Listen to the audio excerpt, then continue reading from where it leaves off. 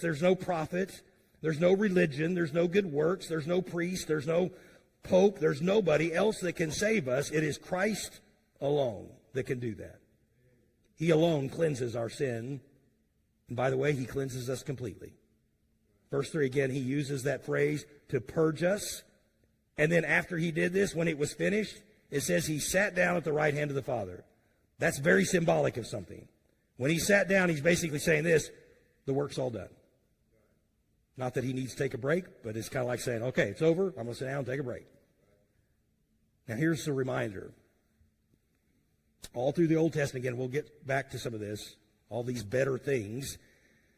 The annual sacrifice that was performed in the Old Testament was only temporary.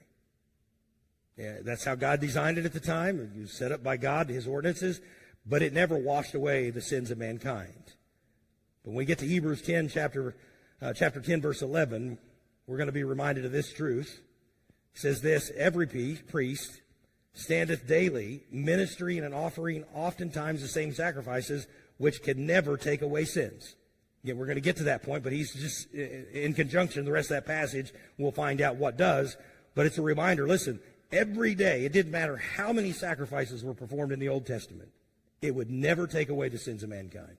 It would only appease God for another year when it would have to be done again and again and again. But when Jesus did it, that's all it needed to be done.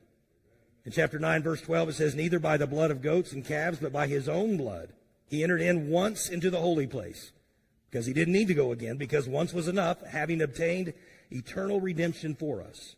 And then back in verse 10 of chapter 10, he says, by the which we are sanctified through the offering of the body of Jesus Christ once for all.